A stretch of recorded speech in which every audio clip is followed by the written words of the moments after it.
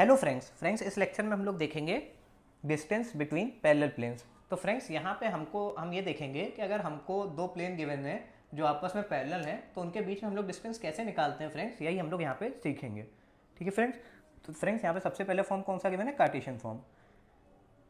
To parallel planes will always have same normal vector. तो friends यहाँ पे ये लिखा हुआ है कि अगर आपको दो पैरेलल प्लेन गिवन है तो हमेशा उनके जो नॉर्मल होंगे, नॉर्मल वेक्टर होगा दोनों प्लेन का, वो सेम आएगा। और फ्रेंड्स इसको आप पॉइंट को मेमोराइज भी कर लीजिएगा, क्योंकि फ्रेंड्स अगर आपको पता है कि जब दो वेक्टर, अगर दो प्लेन के बीच में जो एंगल होता है वही फ्रेंड्स उनके नॉर्मल के बीच में एंगल होता है ना फ्रेंड्स। मैंने आपको एंगल बिटवीन प्लेन्स वाले लेक्चर में बहुत अच्छे से पॉइंट एक्सप्लेन किया था। ठीक है। और फ्रेंड्स अगर मान लीजिए दो प्लेन आपस में पैरेलल हैं तो मतलब उनके नॉर्मल भी आपस में पैरेलल होंगे। ठीक है। आपको पता है फ्रेंड्स जब अगर दो वेक्टर पैरेलल होते हैं तो फ्रेंड्स हम उन दोनों वेक्टर को आपस में एक दूसरे के फॉर्म में एक्सप्रेस कर सकते हैं फ्रेंड्स। ये मैंने आपको बताया भी है फ्रेंड्स, जो हम लोग का वेक्टर अलजेब्रा वाला लेक्चर है उसमें मैंने आपको एक्सप्लेन भी किया है पॉइंट, है ना फ्रेंड्स। तो फ्रेंड्स इसी तरीके से जो आपके अगर दो प्लेन पैरेलल हैं तो उनके जो नॉर्मल वेक्टर होंगे वो हमेशा सेम होंगे। ठीक है फ्रेंड्स, क्योंकि फ्रेंड्स हमको पता है अगर दो वेक्टर आपके पैरेलल या कोलिनियर होते हैं तो हम उनको एक दूसरे के फॉर्म में एक्सप्रेस कर सकते हैं। ठीक है फ्रेंड्स। तो फ्रेंड्स इसीलिए आप याद रखिएगा, जब भी अगर आपको दो प्लेन पैरेलल प्लेन होंगे तो उनके नॉर्मल हमेशा सेम होंगे। ठीक है फ्रेंड्स। तो फ्रेंड्स यहाँ पे देखिए यही लिखा हुआ है, अगर दो पैरेलल प्लेन हैं तो हमेशा उनके जो नॉर्मल होंगे, नॉर्मल वेक्टर होंगे, वो हमेशा सेम आएंगे। ठीक है फ्रेंड्स। मतलब यहाँ पे ये लिखा हुआ है कि उनके जो x, y और z के कोफिशिएंट होंगे वो हमेशा सेम होंगे। आइडेंटिकल मीन्स सेम होंगे। ठीक है। या मतलब फ्रेंड्स ये लिखा हुआ है कि हम उनको स्केल कर सकते हैं आइडेंटिकल फॉर्म में। मतलब हो सकता है वो आपको प्रोपोर्शनल फॉर्म में दे दे तो फ्रेंड्स आप उसको मतलब कुछ ऑपरेशंस करके उसको वापस से मतलब एकदम आइडेंटिकल फॉर्म में ला सकते हैं। ठीक है। अब देखिए फ्रेंड्स यहाँ पे लिखा हुआ है कि अगर आपको दो पैरेलल प्लेन की इक्वेशन ऐसे गिवन है जिसमें पहला प्लेन आपका है ax by cz plus b1 equals to 0 और दूसरा प्लेन आपको गिवन है ax by plus cz plus b2 equals to 0। तो फ्रेंड्स यहाँ पे देखिए दोनों जो प्लेन है इनके नॉर्मल जो हैं वो एकदम सेम आ रहे हैं। तो इसका मतलब ये है जो आपका प्लेन 1 है और प्लेन 2 है ये आपस में पैरेलल है। इस तरीके से फ्रेंड्स आप लोग क्वेश्चन में भी पहचान सकते हैं कि प्लेन पैरेलल है कि नहीं, उनका केवल कॉन्स्टेंट अलग अलग होता है। ठीक है फ्रेंड्स। तो फ्रेंड्स इन दोनों प्लेन के बीच में जो शॉर्टेस्ट डिस्टेंस b है पैरेलल प्लेन के बीच में वो कैसे निकलेगा फ्रेंड्स? तो फ्रेंड्स इसके लिए हम लोग कुछ नहीं करते हैं, जो उनका कांस्टेंट टर्म होता है, जैसे इस प्लेन का कांस्टेंट टर्म क्या है? d1 है और इस प्लेन का कांस्टेंट टर्म क्या है? d2 है। ठीक है फ्रेंड्स। इसका डिफरेंस निकाल लेंगे, मतलब d1 माइनस d2 कर लेंगे फ्रेंड्स और उसको डिवाइड कर देंगे friends magnitude of the normal vector. ठीक है फ्रेंड्स। इस तरीके से हम लोग निकाल लेते हैं। तो फ्रेंड्स क्या फॉर्मूला बन जाएगा? d equals to d1 minus d2 divided by the magnitude of normal vector. जो प्लेन के हमारे नॉर्मल थे उनके मैग्नीट्यूड का मैंने डिवाइड कर दिया है। ठीक है फ्रेंड्स। और फ्रेंड्स यहाँ पे देखिए एक पॉइंट लिखा हुआ है, इंपॉर्टेंट नोट है, इसको याद रखिएगा कि जब भी आप ये फॉर्मूला यूज़ करें तो उससे पहले इंश्योर कर लें जो coefficient of A B C हैं वो हमेशा एग्जैक्टली सेम होना चाहिए दोनों इक्वेशन में। तो फ्रेंड्स मैं ये कहना चाह रहा हूँ कि जैसे मान लीजिए एग्जाम्पल्स में आपको समझाता हूँ, अगर आपको एक प्लेन की इक्वेशन गिवन है 2x plus 4y plus 6z plus 5 equals to 0 और दूसरे प्लेन की इक्वेशन क्या गिवन है friends? 1x 2y plus 3z minus 8 equals to 0। तो देखिए आप यहाँ पे देख पा रहे होंगे यहाँ पे जो x y z के कोफिशिएंट हैं और जो यहाँ पे x y z के कोफिशिएंट है उसमें क्या अंतर है आपको दिख रहा होगा? केवल 2 का अंतर है। अगर मैं 2 से मल्टीप्लाई करा दूँ पूरे को तो फ्रेंड्स हमको वही इक्वेशन मिल जाएगी नॉर्मल की जो हमको प्लेन 1 में मिल रही थी, है ना फ्रेंड्स। तो फ्रेंड्स यहाँ पे इस पॉइंट में यही कहा गया है कि हम यहाँ पे डायरेक्ट फॉर्मूला नहीं लगा सकते हैं, क्योंकि देखिए यहाँ पे एक्स वाई जेड के कोफिशिएंट तो अलग अलग हैं इस स्थिति में। तो हम लोग यहाँ पे फॉर्मूला लगाने के लिए क्या करेंगे फ्रेंड्स? तो फ्रेंड्स यहाँ पे हम लोग को जो प्लेन 2 की इक्वेशन गिवन है फ्रेंड्स, इसमें पूरी इक्वेशन को 2 से मल्टीप्लाई करा देंगे। ठीक है फ्रेंड्स। तो फ्रेंड्स देखिए यहाँ पे क्या लिखा हुआ है कि हम यहाँ पे डायरेक्ट फॉर्मूला नहीं लगा सकते हैं कि ये जो प्लेन है इन दोनों के बीच में डिस्टेंस निकालने का जो भी हमने फॉर्मूला देखा तो डायरेक्ट लगाते नहीं लगा सकते फ्रेंड्स। सबसे पहले हमको क्या करना पड़ेगा फ्रेंड्स? जो नॉर्मल यहाँ आ रहा है प्लेन का और जो नॉर्मल यहाँ आ रहा है प्लेन का, उनके कोफिशिएंट को एग्जैक्टली सेम करना पड़ेगा, फिर हम फॉर्मूला लगा सकते हैं। तो फ्रेंड्स यहाँ पे हम लोग को क्या करना पड़ेगा? देखिए आप देख पा रहे होंगे क्योंकि यहाँ पे केवल 2 का अंतर है, मैंने आपको दिखाया है। ठीक है फ्रेंड। तो हमको कुछ नहीं करना होगा, यहाँ पे हमको जो ये आपका प्लेन है इसमें पूरे प्लेन की इक्वेशन है इसको मल्टीप्लाई 2 से कर देंगे। ठीक है फ्रेंड्स। तो फ्रेंड्स जब आप मल्टीप्लाई करा देंगे तो आप देखेंगे कि यहाँ पे क्या हो जाएगा? 2x plus 4y plus 6z minus 16 equals to 0। तो फ्रेंड्स अब देख पा रहे होंगे आप यहाँ पे जो एक्स वाई जेड के कोफिशिएंट आ रहे हैं, जो यहाँ पे एक्स वाई जेड के कोफिशिएंट आ रहे हैं वो एक्जैक्टली सेम आ रहे हैं, तो फ्रेंड्स तब हम यहाँ पे फॉर्मूला लगा सकते हैं।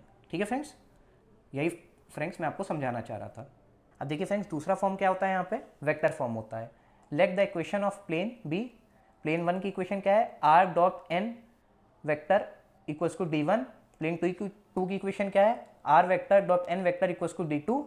तो फ्रेंड्स यहाँ पे जो डिस्टेंस डी है between these plane parallel planes के कैसे निकलेगा फ्रेंड्स, तो यहाँ पे डिस्टेंस निकलेगा absolute difference of their scalar constant divided by the magnitude of the normal vector. Friends जैसे यहाँ वहाँ पे प्रीवियस फॉर्म में हम लोग ने देखा था, वहाँ हम लोग क्या करते थे, जो उनका स्केलर कांस्टेंट था उसको डिवाइड कर देते नॉर्मल वेक्टर से। फ्रेंड्स यहाँ पे भी वही करेंगे। ठीक है फ्रेंड्स, तो फ्रेंड्स कैसे निकलेगा डिस्टेंस दोनों प्लेन के बीच का, d1 माइनस d2, और इसका फ्रेंड्स मॉड ले लेंगे क्योंकि डिस्टेंस कभी नेगेटिव हो नहीं सकता है, divided by the magnitude of vector n।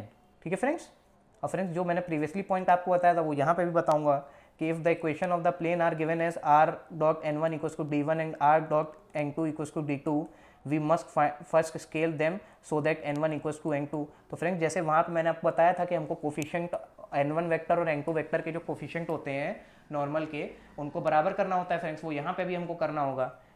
क्यों करना होगा, ताकि n1 जो है और जो n2 है जैसे प्रीवियसली हमको सेम चाहिए थे वो सेम आ जाए ना फ्रेंड्स, वो पॉइंट फ्रेंड्स यहाँ पे भी एप्लीकेबल है। ठीक है,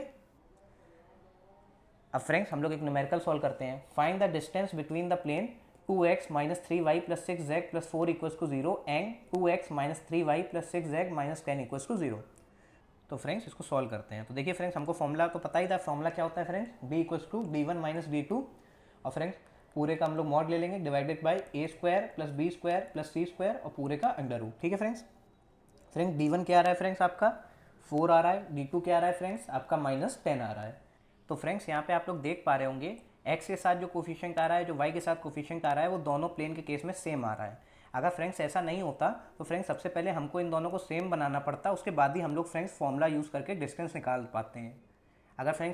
अगर सेम नहीं बन पाते तो हम लोग फ्रेंड्स डिस्टेंस नहीं निकाल पाएंगे। ठीक है फ्रेंड्स, तो फ्रेंड्स देखिए यहाँ पे d1 की वैल्यू क्या आ रही है फ्रेंड्स 4 आ रही है, और यहाँ पे d2 की वैल्यू आ रही है माइनस 10। तो देखिए d1 की वैल्यू फ्रेंड्स मैंने 4 रख दी और d2 की वैल्यू क्या थी फ्रेंड्स माइनस 10 रख दी। ठीक है फ्रेंड्स, और पूरे का फ्रेंड्स मॉड ले लिया फ्रेंड्स। अब फ्रेंड्स यहाँ पे देखिए a की वैल्यू क्या आ रही है फ्रेंड्स 2 आ रही है, b की वैल्यू फ्रेंड्स माइनस 3 आ रही है और c की वैल्यू फ्रेंड्स 6 आ रही है। तो फ्रेंड्स यहाँ पे हम लोग a b c की वैल्यू रख देते हैं इस फॉर्म में। ठीक है, तो a की वैल्यू 2 आ रही थी 2 का स्क्वायर, b की वैल्यू माइनस 3 आ रही थी माइनस 3 का स्क्वायर, और c की वैल्यू 6 आ रही थी तो 6 का स्क्वायर, और फ्रेंड्स पूरे का हम लोग ने अंडर रूट ले लिया। तो फ्रेंड्स जब आप इसको सिंप्लीफाई करेंगे तो ऊपर क्या आ जाएगा 4 माइनस माइनस, तो 4 प्लस 10 हो जाएगा तो 14 हो गया फ्रेंड्स। और फ्रेंड्स जब इसको आप सिंप्लीफाई करेंगे तो ये हो जाएगा 4 प्लस 9 प्लस 36, तो फ्रेंड्स ये हो जाएगा आपका रूट 49। तो फ्रेंड्स आपको पता है रूट 49 की वैल्यू क्या आती है 7 आती है।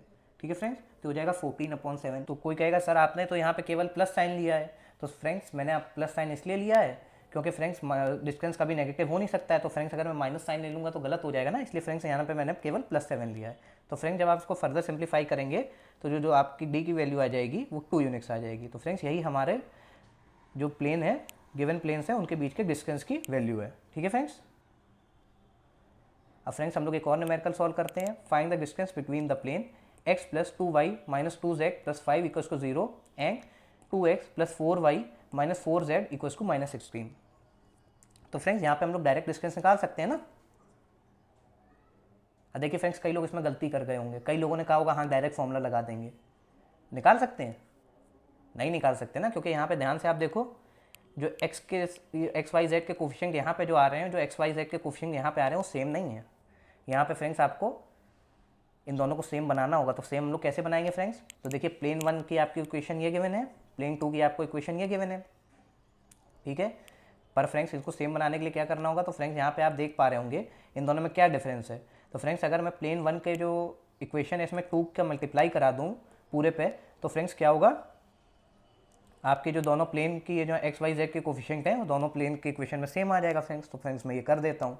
देखिए फ्रेंड्स मैंने प्लेन 1 की जो इक्वेशन है इसको 2 से मल्टीप्लाई करा दिया है। तो देखिए फ्रेंड्स क्या हो जाएगा, यहाँ पे 2x हो जाएगा प्लस 4y हो जाएगा माइनस 4z हो जाएगा माइनस 10 हो जाएगा इक्वल्स टू 0।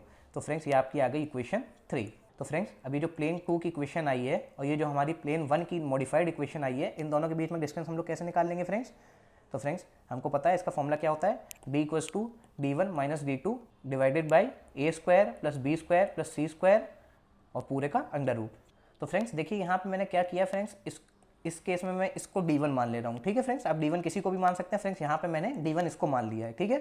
तो फ्रेंड्स d1 की वैल्यू यहाँ पे क्या आ जाएगी, 16 आ जाएगी, ठीक है फ्रेंड्स। आप फ्रेंड्स d1 इसको भी मान सकते थे, आंसर में कोई भी अंतर नहीं आता फ्रेंड्स, मैंने d1 इसको मान लिया है, ठीक है फ्रेंड्स।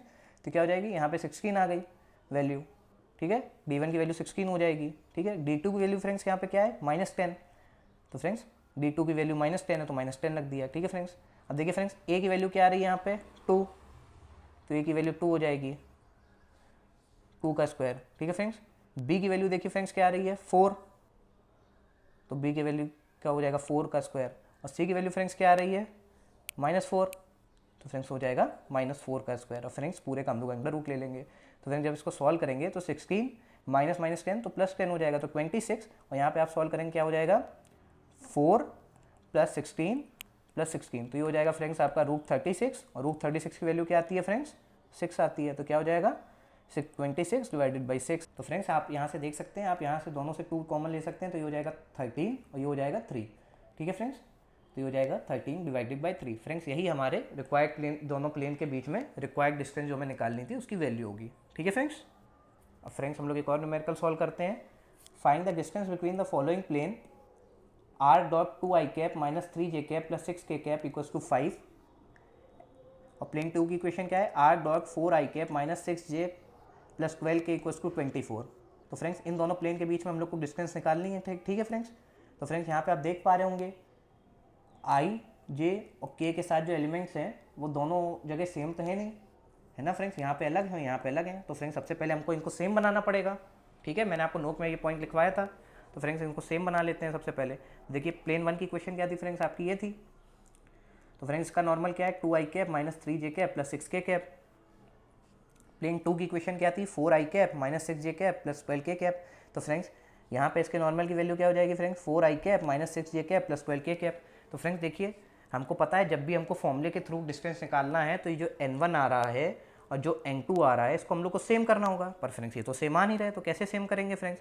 तो फ्रेंड्स आप नोटिस कर पा रहे होंगे, अगर मैं जो प्लेन 1 की इक्वेशन है इसमें 2 का मल्टीप्लाई करा दूँ बोथ साइड, तो फ्रेंड्स क्या होगा, हमको पता है कि जो हमारे जो नॉर्मल जो n1 है और जो n2 है वो बराबर हो जाएंगे फ्रेंड्स। तो फ्रेंड्स हम ऐसा कर देते हैं।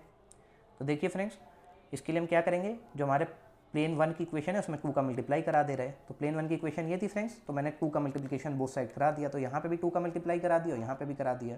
तो फ्रेंड्स जब मैं 2 का मल्टीप्लाई करा दूंगा बोथ साइड तो क्या हो जाएगा फ्रेंड्स, तो ये फ्रेंड्स आपका 4i कैप हो जाएगा -6j कैप हो जाएगा + 12k कैप हो जाएगा और इधर फ्रेंड्स आपका 10 हो जाएगा। तो फ्रेंड्स अब देखिए जो आपके n1 है और जो n2 है वो बराबर हो जाएंगे, ठीक है फ्रेंड्स। तो फ्रेंड्स यहाँ पे हम लोग डिस्टेंस फॉर्मूला लगा सकते हैं। तो फ्रेंड्स तो n1 देखिए यहाँ पे जो n1 की वैल्यू आ रही है, जो आपका जो फ्रेंड्स जो n2 है अब देखिए बराबर हो गया। तो फ्रेंड्स अब हम लोग फॉर्मूला लगा सकते हैं, ठीक है फ्रेंड्स। तो फ्रेंड्स और d क्या था फ्रेंड्स, देखिए यहाँ पे जो प्लेन 2 है इसका d आ रहा है फ्रेंड्स 24, यहाँ पे देखिए d की वैल्यू क्या आ रही है फ्रेंड्स 10 आ रही है, ठीक है फ्रेंड्स। तो फॉर्मूला लगा देते हैं फ्रेंड्स, d1 - d2 और फ्रेंड्स पूरे का mod divided by magnitude of n vector. तो फ्रेंड्स d1 की वैल्यू क्या आ रही थी 24 माइनस साइन, और फ्रेंड्स d2 की वैल्यू क्या आ रही थी फ्रेंड्स 10। तो फ्रेंड्स मैंने वैल्यू रख दी। और फ्रेंड्स n वेक्टर क्या आ रहा था देखिए, तो n वेक्टर आपका ये आ रहा था, ठीक है फ्रेंड्स। तो इसका मैग्नीट्यूड कैसे निकलेगा फ्रेंड्स, तो फ्रेंड्स i के साथ क्या है 4 तो उसका स्क्वायर प्लस j के साथ क्या है -6 तो -6 का स्क्वायर प्लस k के साथ क्या है फ्रेंड्स 12 तो 12 का स्क्वायर और फ्रेंड्स पूरे का आप अंडर रूट ले लेंगे, ठीक है फ्रेंड्स। देखिए फ्रेंड्स यही मैंने यहाँ पे किया है, ठीक है फ्रेंड्स। तो फ्रेंड्स ऊपर जब आप सिंप्लीफाई करेंगे तो क्या हो जाएगा वैल्यू 14 आ जाएगी फ्रेंड्स। और फ्रेंड्स जब आप नीचे सिंप्लीफाई करेंगे तो क्या हो जाएगा 16 + 36 + 144। तो ये फ्रेंड्स जब आप इसको सॉल्व करेंगे तो आ जाएगा √196। तो आपको पता होगा √196 किसकी वैल्यू होती है 14 की होती है फ्रेंड्स। तो फ्रेंड्स ये आपका आ जाएगा 14। और फ्रेंड्स जब आप इसको सिंप्लीफाई करेंगे तो ये आ जाएगा आपका d = 1 यूनिट्स। तो फ्रेंड्स यही हमारे जो गिवन प्लेन हैं उनके बीच का डिस्टेंस की वैल्यू होगा, ठीक है फ्रेंड्स। तो फ्रेंड्स आशा करता हूँ मैं आपको ये कॉन्सेप्ट समझा पाया हूँगा। अगर आपको हमारी वीडियो हेल्पफुल लगी हो तो प्लीज़ इस वीडियो को लाइक करें, इसे अपने फ्रेंड्स के साथ शेयर करें और हमारे चैनल को सब्सक्राइब करें। Thank you friends.